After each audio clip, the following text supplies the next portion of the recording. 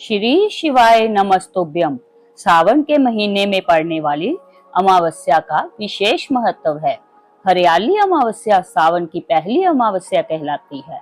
वातावरण में हरियाली होने के कारण इसको हरियाली अमावस्या के नाम से जाना जाता है। इस दिन दान, ध्यान और स्नान का विशेष महत्व है। मान्यता है कि इस दिन कोई शुभ काम या नया काम प्रारंभ नहीं करना चाहिए, लेकिन यह तिथि दान, पुण्य और पूजा पाठ के लिए बहुत ही अच्छी मानी जाती है।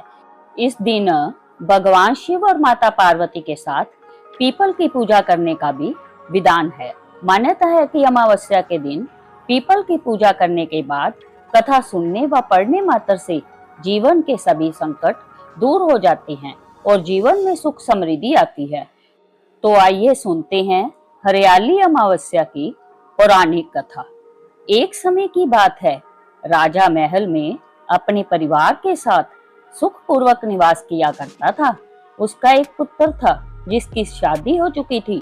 राजा की पुत्र वधू ने एक दिन रसोई में मिठाई रखी हुई देखी तो वह सारी मिठाई खा गई। जब उससे पूछा गया कि सारी मिठाई कहाँ गई, तो उसने कहा, सारी मिठाई तो चूहे खा गए। पुत्र वधू की यह बात चूहों ने सुन ली और वे इस गलत आरोप को सुनकर अत्यंत क्रोधित हुए। इसके बाद उन्होंने राजा की बहू को सबक सिखाने का निश्चय कर लिया। कुछ दिनों के बाद महल में कुछ मेहमान आए। चूहों ने सोचा कि यह अच्छा मौका है राजा की पुत्र वधू को सबक सिखाने का। बदला लेने के लिए चूहों ने बहू की साड़ी चुराई और उसे जाकर अतिथि के कमरे में रख दिया। जब सुबह सेवकों और अन्य लोगों ने उस साड़ी को वहां पर देखा तो लोग राजा की बहू के चरित्र के बारे में बात करने लगे। यह बात जंगल में आग की तरह पूरे गांव में फैल गई। जब यह बात राजा के कानों तक पहुंची तो उसने अपनी पुत्र वधू के चरित्र पर शक करते हुए उसे महल से निकाल दिया। राजा की बहू महल से निकलकर एक झोपड़ी में रहने लगी और नियमित रूप से पीपल के एक वृक्ष के नीचे दीपक जलाने लगी। इसके साथ ही वह पूजा करके गुड़दाने का भोग लगाकर लोगों में प्रसाद वितरित करने लगी। इस प्रकार कुछ दिन बीत जाने के बाद एक दिन राजा उस पीपल के पेड़ के पास से गुजरे जहां उनकी बहू हमेशा दीपक जलाया करती थी। इस दौरान उनका ध्यान उस पेड़ के आसपास जगमगाती रोशनी पर गया। राजा इसे देखकर हैरान रह गया।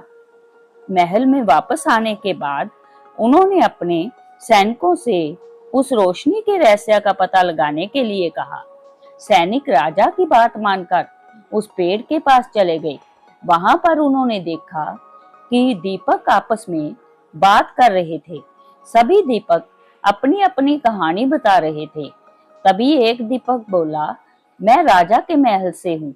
महल से निकाले जाने के बाद राजा की पुत्र वधू रोज मेरी पूजा करती है और रोज मुझे प्रज्वलित करती है। सभी अन्य दीपकों ने उससे पूछा कि राजा की बहू को महल से क्यों निकाला गया, तो उसने बताया कि एक दिन उसने मिठाई खाकर चूहों का झूठा नाम लगा दिया। इस पर चूहे नाराज हो गए और राजा की बहू से बदला लेने के लिए उसकी साड़ी अतिथि के कमरे में रख आए।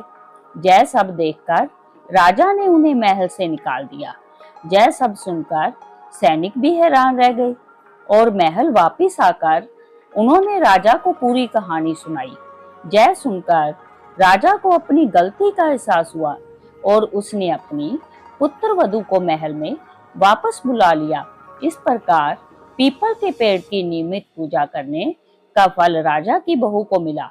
वह अपना जीवन आराम से व्यतीत करने लगी। बोलो भगवान भोलेनाथ की जय, माता पार्वती की जय। आइए अब सुनते हैं सुख अमावस्या की कथा। एक नगरी में एक राजा राज्य करता था।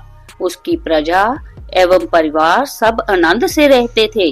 राजा की रानी धार्मिक एवं प्रजा की प्रेमी थी। राजा के महल के सामने एक शाहूकार की हवेली थी। राजा की रानी एवं सेठ की पत्नी में मित्रता थी। रानी सारी प्रजा से प्रेम रखती थी। एक रोज शौकर की हवेली से शौकर की पत्नी के रोने की आवाज आने लगी। स्त्री बारी विलाप कर रही थी। रानी ने हवेली में रोने की आवाज सुनी तो रानी ने राजा से इस विलाप का कारण पूछा। राजा ने कहा कि सेठ का पुत्र मर गया है, सो सेठ की पत्नी और लड़के की माँ दुखी है। रानी बहुत बोली थी। उसने राजा को कहा कि महाराज, दुख क्या होता है। राजा को समझ नहीं आ रहा था कि रानी को कैसे समझाए कि दुख क्या होता है। रानी फिर बोली, महाराज बताओ, दुख क्या होता है। तब राजा ने रानी से कहा, तुम कुंवर को महल से नीचे गिरा दो, सो मालूम हो जाएगा दुख क्या होता है। महारानी ने अपने कुंवर को बुलाया और वह कुंवर को महल के ऊपर ले गई और ऊपर जाकर कुंवर को महल से नीचे गिरा दिया। भगवान की कृपा से कुंवर गारे के ढेर पर गिरा और उसको खरोच तक नहीं आई। रानी अपने कुंवर को देखने नीचे आ रही थी कि कुंवर को सामने से आते देखा। जे देख राजा भी दंग रह गया कि इतने ऊपर से गिरने के बाद भी कुंवर को कुछ नहीं हुआ। रानी ने राजा से वापस पूछा, महाराज, दुख क्या होता है, बताओ। उस समय पड़ोसी राज्य के राजा के सैनिक युद्ध कर रहे थे। राजा ने रानी से कहा कि अब मैं लड़ाई में अकेला जा रहा हूँ। जब तुम मेरे मरने का समाचार सुनोगी तो तुम्हें दुख का एहसास हो जाएगा। राजा ने युद्ध के लिए प्रस्थान किया। अमावस माँ की कृपा से लड़ाई जीत कर राजा घर आया। अब राजा को भी आश्चर्य होने लगा कि क्या कारण है। उस समय महारानी महाराज के पास आई और वही प्रश्न दोहराने लगी कि दुख क्या होता है। अब राजा भी सोच विचार में पड़ गया कि रानी को दुख के बारे में कैसे एहसास दिलाया जाए। राजा ने रानी को बुलाकर कहा कि अब हम गंगा जी की यात्रा करने जा रहे हैं। वहां गंगा जी की धारा में कूद जाऊंगा, तब तुम्हें दुख का एहसास होगा।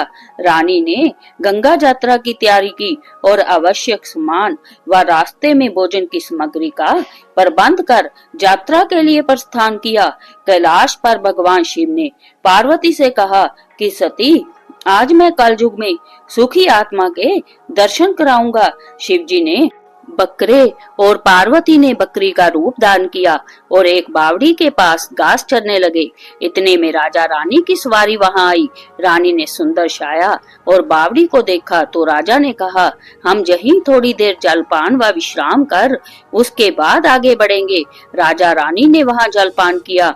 उसके बाद राजा पानी लेने के लिए बावड़ी में गया। उसी समय बकरी का रूप धारण किए हुए पार्वती ने और बकरे का रूप धारण किए हुए शिव जी से पूछा कि स्वामी, इस रानी को दुख देखना है मगर इसे दुख क्यों नहीं मिलता है। रानी ने बकरा बकरी को मनुष्य की भाषा में बोलते देखा और गौर से सुनने लगी। बकरा बोला, सती, यह रानी पूर्व जन्म की ब्राह्मणी थी और इसने सुख नाम की अमावस का व्रत किया था, सो इस जन्म में रानी बनी और सुख का आनंद ले रही है। सती, यह राजा गंगा में भी नहीं मरेगा। रानी ने उसकी बात सुनी। तभी राजा पानी लेकर आया तो रानी ने राजा को वह सारी घटना सुना दी। राजा रानी वापस अपनी नगरी को चले आए। राजा ने अपने राज्य में सुख अमावस्या के व्रत करने की आज्ञा दी। राजा हर अमावस को अमावस माँ की पूजा और कथा करता। इस कथा से पता चलता है कि जो मनुष्य श्रद्धा से अमावस्या का व्रत करता है सभी सुखों को प्राप्त करता है। प्रेम से बोलिए अमावस्या माता की जय। प्रिय भक्तों, यदि अभी तक आप मेरे चैनल का हिस्सा नहीं बने तो चैनल को सब्सक्राइब कर ले। उम्मीद है आज की कथा आपको पसंद आई होगी। कथा पसंद आए तो लाइक करें, शेयर करें, हाइप करें। मिलते हैं अगली वीडियो में, तब तक के लिए जय श्री कृष्णा।